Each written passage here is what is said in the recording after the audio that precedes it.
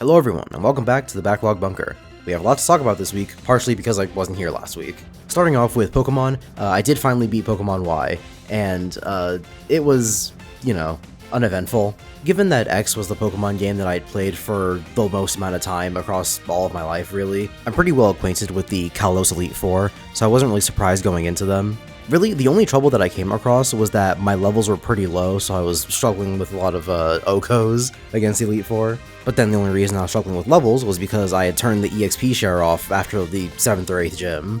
And this has made me realize that the EXP share in Pokemon is a very delicate balance, because while a lot of people are like, oh my god, EXP share ruins X, Y, and Z about Pokemon, I've never really subscribe to that notion, and it used to be because I considered grinding to be pretty boring in Pokemon in those older games, and the EXP share just alleviated that. But now, having beaten a Pokemon game as a not child, I've added on the reason that the newer Pokemon games are balanced around the EXP share. Based on the level of Zekrom and Reshiram, I would assume that Black and White intends for you to end that game around level 50.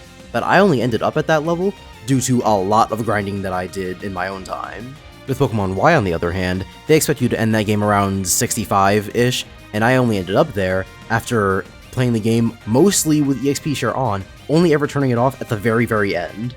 And on top of all of that, the only reason I even had to turn the EXP share off is because the way I play Pokemon games is that I fight everybody and I catch everything. Well, now I do at least. I feel like that's part of the whole reason that some trainers are avoidable when you're walking through the overworld of Pokemon, because you're not meant to necessarily fight all of them. Pokemon, like most RPGs, is trying to be a battle of resource management, to see how far you can get without having to double back.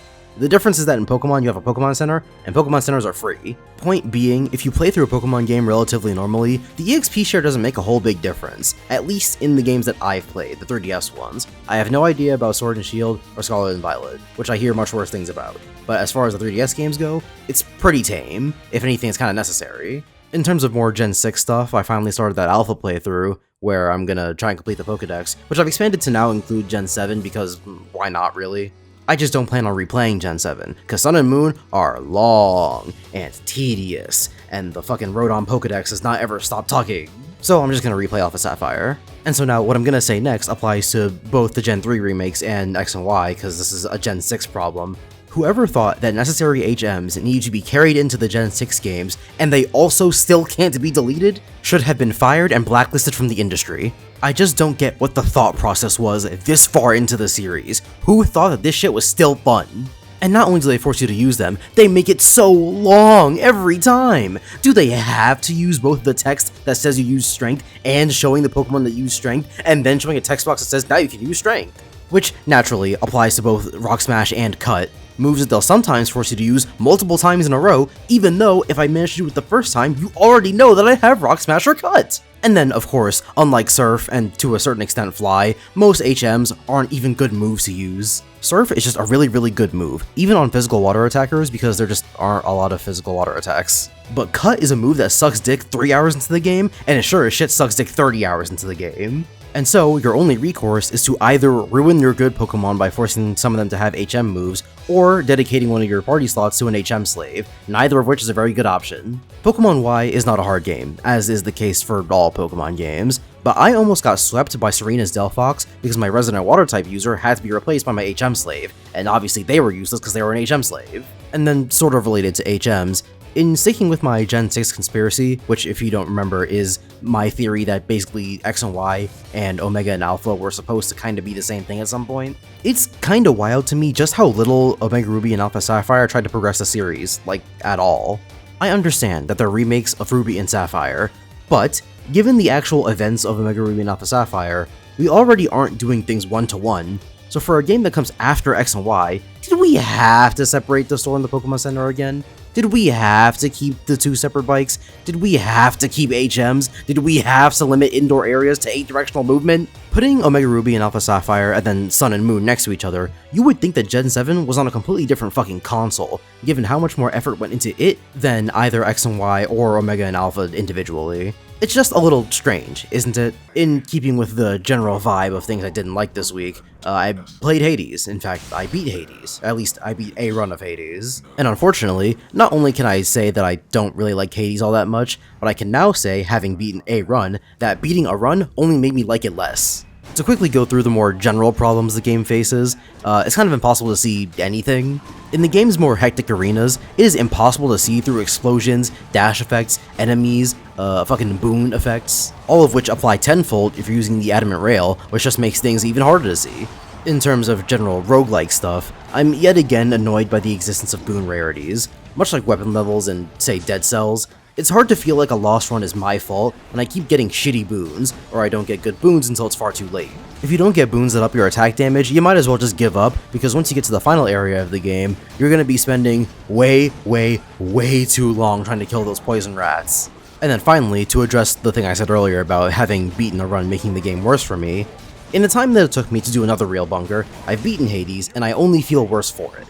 I finally got lucky with a good run of boons and a weapon I, God forbid, liked using, and reached the surface. Unfortunately, the sense of catharsis that I usually get from being a roguelike run was completely absent here, since the game doesn't see fit to progress the story much after that, and instead solicits you to do another run with the promise of more story like a TV show cliffhanger. And I'm sorry, but I'm not here to replay the same 30 or so minutes of game over and over and over again to maybe, eventually, hopefully progress a story that I might be interested in. I still hate roguelikes, and Hades has not moved the needle even a millimeter. But, unlike most bunkers that I usually end pretty negatively, I actually want to end this one positively, because I want to talk about Marvel Tokon Fighting Souls, and how I have really high hopes for it, even though I know that I shouldn't. From what I've played of the beta so far, it feels like a follow-up to MVC3 if it took a bunch of DNA from Strive and BB Tag, one of my favorite fighting games, and this combination, coincidentally, sounds not too dissimilar from Dragon Ball FighterZ, what used to be my favorite fighting game. It airlifts a few mechanics straight from BB Tag, like the crossover for example, though unlike Tag's version, it's not just a turn steal anymore. It also lifts the cross slash, but now with double the number of characters. The Gatling system of light, medium, heavy is back in full force, so much so that one of the first things I tried was the DBFZ bread and butter, that being 5L, 5L, 2M, 5M into an air combo, and it fucking worked! When I was doing my online matches, a lot of the time I would get past people's blocks by doing a fucking heavy jump in. It's literally fighters, dude! Am I finally home?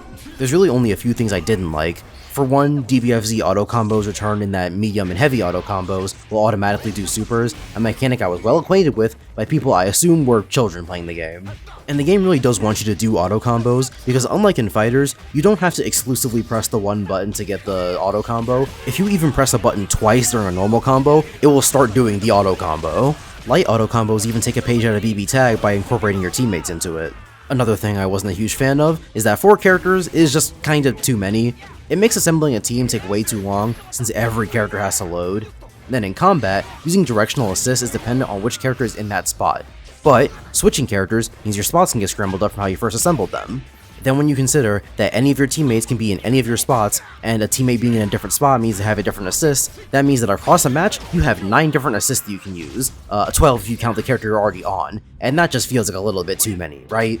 Both Fighters and BB Tag handled this far more elegantly in my opinion. In Fighters' case, you have 3 assists per character, but you can only choose 1 in a match. And in BB Tag's case, you can use all 3 assists of a character at once, but you only have 1 teammate, so your back assist is always going to be the same back assist.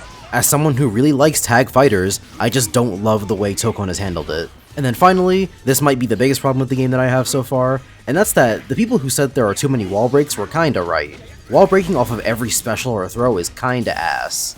As someone who is currently a Ghost Rider main, I don't love the fact that I have to consider that every time I use my big sweeping move, I might just get my opponent out of the corner. Or in a situation where I have to use a reverse throw, it defeats the whole fucking point of using a reverse throw when I throw the person behind me and it throws them out of the corner. But despite all that, even though I'm generally a very pessimistic person, with good reason I might add, it is hard to not have hope for this game. And that brings us to our weekly topic, which comes to us from Pizza Steak 4566, that being, do games get worse as they get more popular? And like many yes or no questions, the answer is IDK, it depends. Fighting games are a pretty clear example of overcorrecting in an attempt to be more popular with people, with Street Fighter 6 having one of the worst story modes and nostalgia-pandering roster to rousing success.